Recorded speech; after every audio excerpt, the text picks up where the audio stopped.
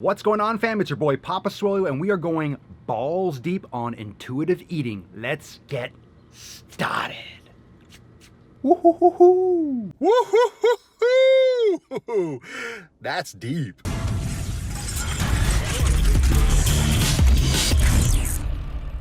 What's going on, fam? Thank you so much for joining me for this balls deep session. It's your boy Papa Swolio. If you want to learn more about all the bonus content that you will not see here on YouTube, make sure to go check out Swolenormous Uncensored at swolenormousx.com. I'll put the links down below. You can get access to the private community and all the exclusive content that's not seen anywhere else on any other social media platform. So go and join now. It's less than the price of a pumpkin spice latte. You guessed it. You know the phrase. You know what's going on. You know what's going down. I love you for it. I love you. And for those of you that are not yet subscribed to the podcast, you might be living under a rock, go and subscribe to The Daily Swole. It's available every single day. I go live right here on YouTube, so I will see you over there. Today's video is about intuitive eating. Ooh, it's hot. It's a little humid down here. It's a little muggy. I'm sweating a little bit. Ooh.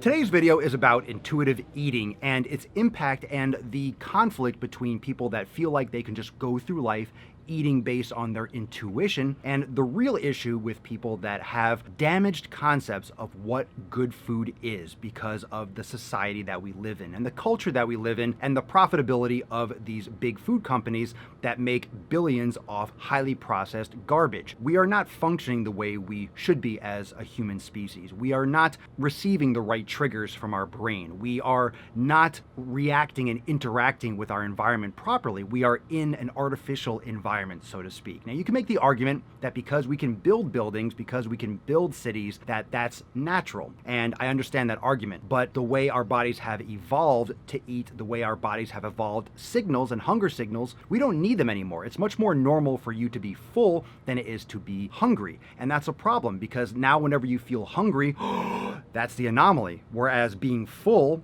1,000 years ago was the anomaly. Being full was, man, you just hunted an animal and you killed it, you ate the organs, nose to tail, you shared it with your family and your tribe, and that was a massive success. But you're gonna be hungry tomorrow, and if you don't have leftovers and you didn't dry it out, you don't make jerky or whatever, you're gonna have to go and hunt and gather some more food. So this was something that wasn't a normal occurrence. It's like completely flip-flopped, and people feel like hunger is something to be afraid of, and that's something we can save for another video. But I wanna talk about intuitive eating, and intuitive eating is exactly the way it sounds, but I want to define it according to this one website. For example, it's benourished.org, and I'm sure there might be other slight variations, but it sounds like a solid definition from what the verbiage and from what most people are discussing and approaching intuitive eating from. And the website states, as an intuitive eater is defined as a person who, quote, makes food choices without experiencing guilt or an ethical dilemma, honors hunger, respects fullness, and enjoys the pleasure of eating. Few of us are immune from guilt and judgment regarding our food choices because of the many sources of food police in our culture. So obviously you can see how biased this website is. Obviously they're very pro-intuitive eating, and I'm not specifically against it, but I want to explain why intuitive eating is a very dangerous concept today, in today's day and age, because it's not the way it should be. Intuitive eating should be something that isn't taught. Intuitive eating is something that was never even an issue. It's survival. You eat to survive. You eat to live to see the next day. We eat as a species in order to live to see tomorrow, to bang someone from the opposite sex so we can reproduce and make more people and then perpetuate the species. That's the purpose of eating. That's the purpose of living and survival, to reproduce. We have all these other issues with society and all these other goals and aspirations that we have as a species, but these are just really kind of social constructs that kind of overlay and mask the reality of what we're here to do on Earth. We're just here to bang, make more, and survive to see the next day. That's why human beings have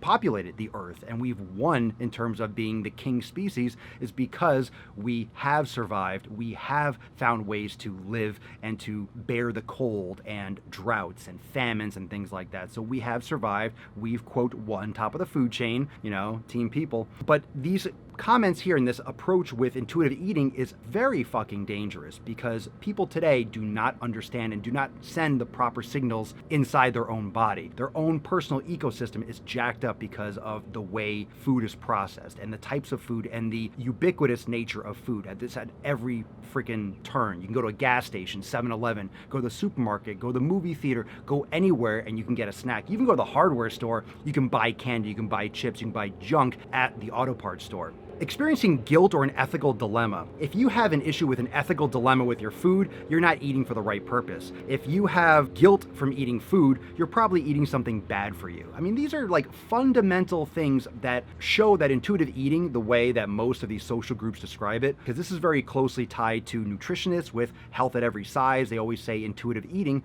and that's really just feeling pandering. What you're doing as a nutritionist is you are damaging further the people that you're trying to help. Now, some people might find success with a nutritionist, but on a very individualized path. But overall, the blanket statements that people are making on YouTube and Instagram, we shouldn't be pandering to people's feelings when it comes to nutrition. Nutrition is it making you healthier? Is it helping you lose weight if you're overweight? Is it helping you gain weight if you're underweight? Doesn't matter how you feel. It doesn't matter how you feel. We need to give people the tools and not tell them to listen to their body because their bodies don't know. Body, mind, it's one system. The body doesn't know, the mind doesn't know. It's education, okay? Honors hunger. We have to honor hunger. Think about that. We have to honor hunger. I think we should honor hunger too. I think we should stop eating so damn much. I think fasting and intermittent fasting is a great way and a great approach to help people manage their caloric intake. You eat quality foods and you can fast for a period of time and have a restricted eating window, you are going to have a lot of success because you're not going to be able to overeat quality, dense, nutrient-dense calories in a shorter period of time. You're much less likely to eat 5,000 calories than you would if you're eating chips, soda, Big Macs, and garbage like that. Woo! Sweaty, sweaty, sweaty out here. It goes on to say respects fullness.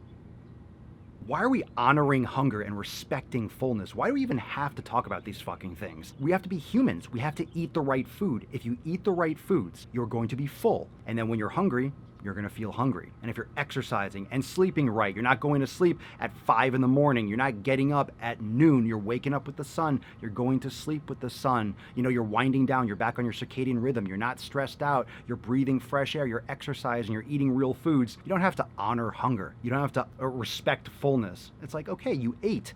You hunted, you gathered, but we're just going to the store or ordering on Amazon. We're barely moving and we're just essentially collecting a check. We're just collecting calories without spending. We're not earning our calories. And enjoys the pleasure of eating. Back in the day, the pleasure of eating was, okay, if you wanted sugar, it was fruit. If you wanted real quality tasting foods, it was like a ribeye steak or it was like a fatty cut of meat. Fatty meat was saved for royalty. Fatty meat was the desire. The organ meats, those were desired because you would feel better from them. There's a reason why ribeye steaks are much more expensive than London broil. The lean meats were given to the dogs and to the animals. The luxurious food was the tasty, natural foods that are delicious naturally, not the artificial Doritos. We're talking about the real food, like fruit. Mango that's ripe from the tree is amazing. It's like candy. You don't need candy. It's nature's candy. It's delicious and it's perfect for the long summer months and the long days in the summer. When you have a fatty cut of meat or an organ meat, the reason why people wanted that is because all the vitamins, the minerals, and nutrients are in like the liver or in the ribeye steaks or in the heart or in the organ meats. So those were treasured and those were respected and those were desired parts of the animals when they would hunt and gather. So in terms of having pleasure of eating, it's about survival. It's about being satisfied and getting the job done. If you eat the foods that you need to eat, you're going to live to see tomorrow. We don't need to have pleasure from eating. We need to have satisfaction. That's called fullness, okay? We don't have food police. These are people that are sensitive to other people's judgment. If people stop giving a fuck what other people think, eating better foods, sleeping better, exercising, all those things fundamental for human beings, we wouldn't have to talk about intuitive eating. And telling people that are morbidly obese about intuitive eating is the same thing as giving someone who's suicidal a handgun loaded. I mean, this is not a good choice. And not everyone is going to get these messages properly, especially when you post something on fucking Instagram and someone could just see that and just keep on scrolling. It sends a bad message. People do not have the ability to intuitively eat nowadays unless you build months and years of practice and discipline to retrain your body and undo the damage from society. Thank you so much for watching this balls deep session. I hope you enjoyed going to the taint today. Drop your comments below. What do you think? And if you want the bonus content and the exclusive members only content, including weekly accountability meetings live, as well as Ask Papa Swolio live only for members, go to swolenormousx.com. You can get started with our uncensored membership for just $2.99. That's less than $3. Let me hear you. Less than the price of a pumpkin spice latte. The link's in the cards in the description down below, so you can go check that out. And make sure you also subscribe to the Daily Swole podcast right here on YouTube at the Daily Swole. That way you don't miss a single live stream every single day. Until next time, fam, peace the fuck out. East Coast with the